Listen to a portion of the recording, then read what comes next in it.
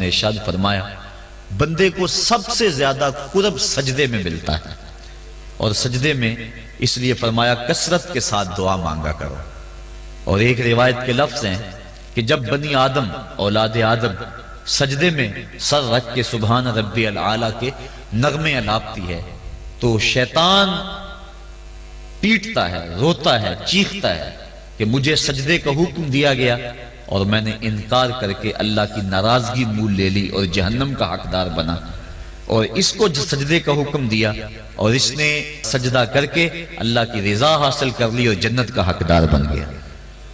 شیطان کو ایک سجدے کا حکم دیا گیا تھا لیکن اس نے اسے ایک سجدے سے بھی انکار کر دیا۔ فرشتوں کو ایک سجدے کا حکم دیا گیا تھا لیکن انہوں نے 2 سجدے کیے۔ یہ جو ہم بھی نماز پڑھتے ہیں ارشاد ہے ورکعوا واسجدوا، رکوع کرو اور سجدہ کرو، تو اسی طرح کا حکم ورکعوا ہے اور اسی طرح کا حکم واسجدوا ہے۔ رکوع کرو اور سجدہ کرو، رکوع ہم ایک کرتے ہیں، سجدے 2 کرتے ہیں، یا تو پھر رکوع بھی 2 کیا کریں یا پھر سجدہ بھی 1 کیا کریں،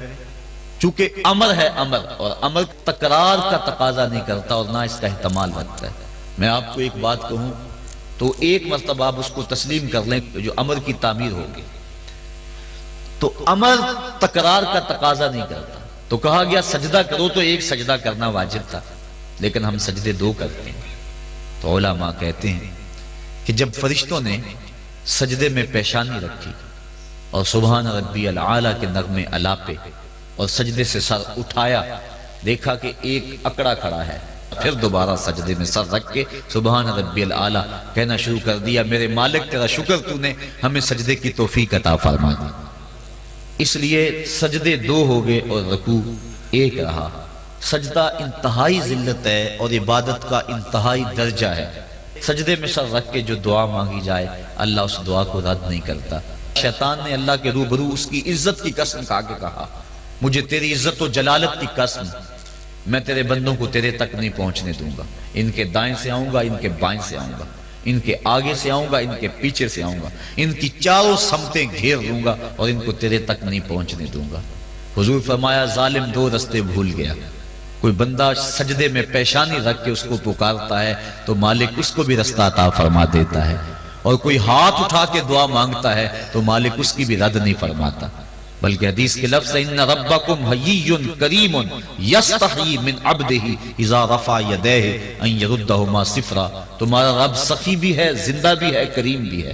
بندے جب اس کے سامنے ہاتھ پھیلا کے دعا مانگتے ہیں اللہ فرماتا ہے مجھے شرم آتی ہے ان کے اٹھے ہوئے ہاتھوں کو خالی کیسے موڑ دوں۔ تو بندے اس کے حضور جب مانگیں مطالبہ کریں تو مالک بندوں کی دعاؤں کو قبول کرتا ہے۔ تو یہ 2 راستے کھلے ہوئے ہیں، ہاتھ اٹھا کے دعا مانگیں یا سجدے میں سر جھکا کے دعا مانگیں، تو مالک اپنے بندوں کی دعا کو قبول فرماتا ہے، شرف قبولیت بخشتا ہے۔ سجدہ بندگی کا اظہار ہے، اور انسان جتنے مرضی مرتبہ کمال پہ پہنچ جائے اس کے لیے اعزاز یہ ہے کہ وہ بندہ ہو۔ حضور معراج کی قربت خاص میں جب پہنچے اور مالک نے اپنے محبوب سے پوچھا بما اشرفک یا احمد، پیارے بتا تجھے کس چیز سے نوازا جائے، تو اس قرب خاص میں محبوب نے کیا انتخاب کیا اور کس چیز کا مطالبہ کیا؟ حضرت امام رازی نے لکھا اور بھی علماء نے، ملا جیون تفسیرات احمدیہ میں لکھتے ہیں کہ حضور نبی رحمت صلی اللہ علیہ وسلم نے اس قرب خاص میں اللہ کی بارگاہ میں عرض کی بنسبتی الیک شرفنی بالعبودیہ، اے اللہ ساری زندگی سجدوں میں پیشانی رکھ کے میں کہتا رہا ہوں کہ تو میرا اللہ ہے، آج تو بھی تو کہہ دے کہ تو میرا بندہ ہے، تو مجھے بندہ کہہ کے پکار دے۔ بندگی میں جو مزہ ہے بندے کے لیے اس سے بڑا اور کوئی اعزاز ہو ہی نہیں سکتا۔ حضرت غوث اعظم شیخ عبد القادر جیلانی رحمۃ اللہ تعالی علیہ فرماتے ہیں کہ ولایت میں سب سے کمال مرتبہ جو بندے کو نصیب ہوتا ہے وہ مقام بندگی ہے۔ بندگی وہ دولت ہے کہ جو بندے کو کائنات کی قوتوں کے سامنے سینہ سپر ہونے کی قوت دیتی۔ جب خدا کے سامنے بندہ جھک جاتا ہے تو پھر کسی اور کے آگے نہیں جھکتا۔